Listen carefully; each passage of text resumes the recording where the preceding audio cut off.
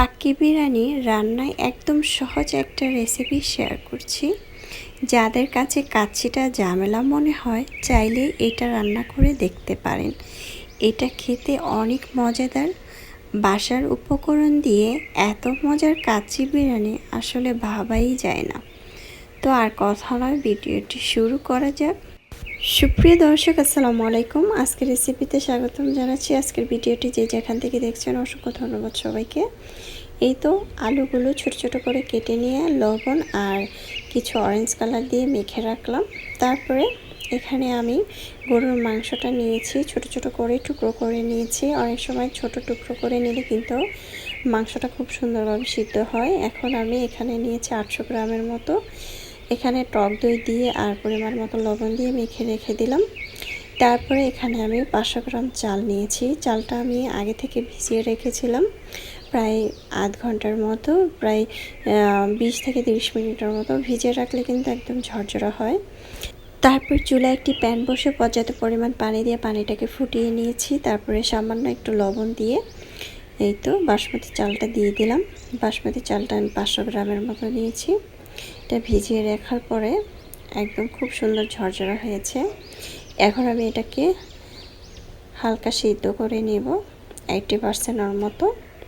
এই তো দেখতে পাচ্ছেন ঢাকনা দিয়ে ঢেকে রেখেছিলাম, বলক চলে আসার পরেই কিন্তু দেখতে পাচ্ছেন এরকম সিদ্ধ হলেই কিন্তু এটাকে উঠিয়ে নিতে হবে। দেখতে পাচ্ছেন এটা কিন্তু আর বেশি সিদ্ধ করা যাবে না, একটু ভিতরে শাল শাল থাকে পর্যায়ে এটাকে উঠিয়ে তারপরে চালুনে ছেঁকে রাখতে হবে। পানিটাকে ঝরিয়ে চাইলে ঠান্ডা পানি দিয়ে কিন্তু এটাকে ধুয়ে একদম ঝরঝরা করে রাখতে পারেন। তারপরে চুলায় আরেকটি প্যান বসিয়েছি, এখানে আধা কাপ তেল দিয়েছি। এই তেলটা দিয়ে আমি রান্নাটা কমপ্লিট করব, তাই একবারে তেলটা দিয়েছি। তেলটা হালকা গরম হয়ে আসলে এখানে আলুগুলো ভেজে নেব হালকা করে। দেখতে পাচ্ছেন আলুগুলো খুব সুন্দর করে ভাজা হয়ে গিয়েছে। দেখতে পাচ্ছেন আমি অরেঞ্জ কালারটা দিয়েছি সামান্য একটু পরিমাণ, আপনারা চাইলে এটা স্কিপ করতে পারেন অথবা হলুদের গুঁড়া দিয়ে এটাকে ভেজে নিতে পারেন। তারপরে আলুটা ভাজা হয়ে গিয়েছে, তেলটাকে আমি ঝরিয়ে নিচ্ছি। দেখতে পাচ্ছেন তেলটাকে ঝরিয়ে নিয়ে তেলটার মধ্যে দিয়ে দিব কিছু মশলা। এখানে তেজপাতা, এলাচ, দারচিনি, গরম মশলা পরিমাণ মতো নিয়েছি। তারপরে এখানে পেঁয়াজ কুচি দিয়ে দিলাম 1 কাপ। পেঁয়াজটা এখন নেড়ে চেড়ে ভেজে নেব।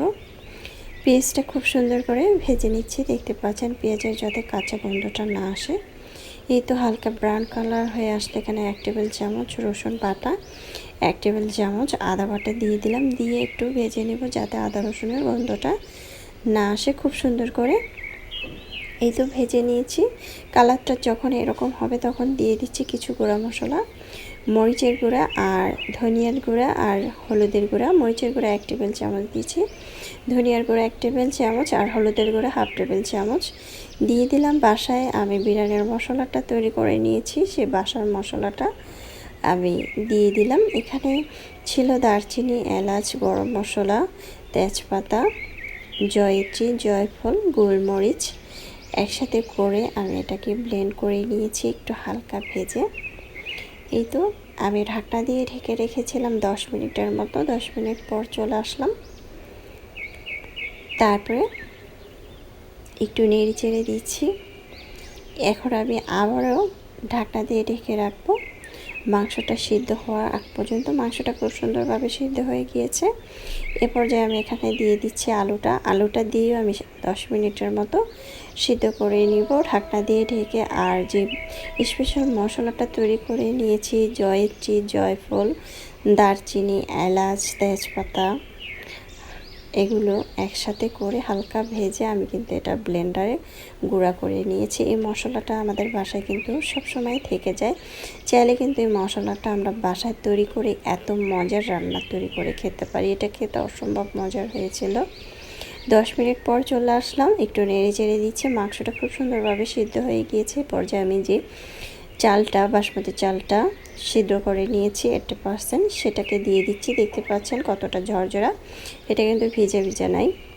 এখন আমি উপর দিয়ে এভাবে দিয়ে দিচ্ছি কিছু কাঁচামরিচ, তারপর কিছুটা কিশমিশ, পেঁয়াজ বেরেস্তা, তারপরে আলু বোখারা, এখানে চাইলে কেওড়া জল, গোলাপ জল দিতে পারেন, কিন্তু আমি বাসায় খাবো সেটা দেওয়ার প্রয়োজন নেই। এটা না দিলেও কিন্তু খেতে ভালো লাগবে। কিছু ঘি দিয়ে দিলাম 2 টেবিল চামচ, দিয়ে ঢাকনা দিয়ে ঢেকে রাখবো প্রায় 10 মিনিটের মতো। 10 মিনিট পর আমি আলু বোখারাটা দিয়ে দিচ্ছি। 4-5টা আলু বোখারা দিয়ে দিচ্ছি। আর আলু বোখারাটা দিলে কিন্তু খেতে অসম্ভব মজার হয়। যারা চান না তারা কিন্তু স্কিপ করতে পারেন। আর যারা কেওড়া জল, গোলাপ জল এগুলো দিতে চান না তারাও কিন্তু স্কিপ করতে পারেন। এখন আমি এটাকে আলু বোখারাটা দিয়ে আমি প্রায় 20 মিনিটের মতো ঢাকনা দিয়ে ঢেকে রাখবো। আর যে ঢাকনার ফোঁটাটা সেটা কিন্তু আমি একদম বন্ধ করে দিয়েছি। চুলার আঁচ একদম মিডিয়াম লো করে আমি কিন্তু রেখে দিয়েছিলাম। দেখতে পাচ্ছেন আমি এখন ঢাকনাটাকে উঠিয়ে এপাশ ওপাশ করে নিয়েছি। মাশাআল্লাহ, দেখতে যেমন সুন্দর হয়েছে, খেতে কিন্তু তার থেকে মজাদার হয়েছে। চাইলে কিন্তু আমরা ঝটপট এত মজার কাচ্চিটা তৈরি বাসায় খেতে পারি। আর কাচ্চিটা খেতে এতটাই মজাদার হয়েছিল, নামি দামি রেস্টুরেন্ট থেকে, হোটেল থেকে কিন্তু আমরা এই জিনিসটা খেয়ে থাকি। আমরা কিন্তু বাসায় একদিন হলে ট্রাই করে খেয়ে দেখতে পারি। বাসার সবাই বুঝতেই পারবে না যে এটা বাহিরের, এটা বাসায় যে তৈরি করেছেন। এত মজাদার হয়েছিল, দেখতে পাচ্ছেন মাশাআল্লাহ। দেখতে যেমন সুন্দর হয়েছে, খেতে কিন্তু তার থেকে বেশি মজাদার হয়েছে। চাইলে কিন্তু এটা ট্রাই করতে পারেন। আশা করছি রেসিপিটি ভালো লেগেছে। ভালো লাগলে অবশ্যই চ্যানেলটা সাবস্ক্রাইব করে লাইক দিয়ে পাশে থাকবেন। দর্শক বেশি বেশি ভালো থাকবেন। খাবার কখনো অপচয় করবেন না। আমরা চাইলে এক এক দিন এক এক রকম করে কিন্তু তৈরি করতে পারি। এটা খেতে অসম্ভব মজার হয়েছিল। আজকের আমার রেসিপিটি যারা নতুন রাঁধুনি তারা কিন্তু অবশ্যই এটা ট্রাই করতে পারেন। নতুন রাঁধুনিদের জন্য আমার স্পেশাল এই রান্নাগুলো, আমি তাদের জন্য এই রান্নাগুলো করে থাকি। তারা চাইলে কিন্তু প্রথম থেকে শেষ পর্যন্ত ভিডিওটা দেখে এটি বাসায় তৈরি করতে পারে। বাসায় এত মজার রান্না যদি আমরা তৈরি করে খেয়ে থাকি তাহলে আর বাইরে গিয়ে আমাদের কি হবে বলেন।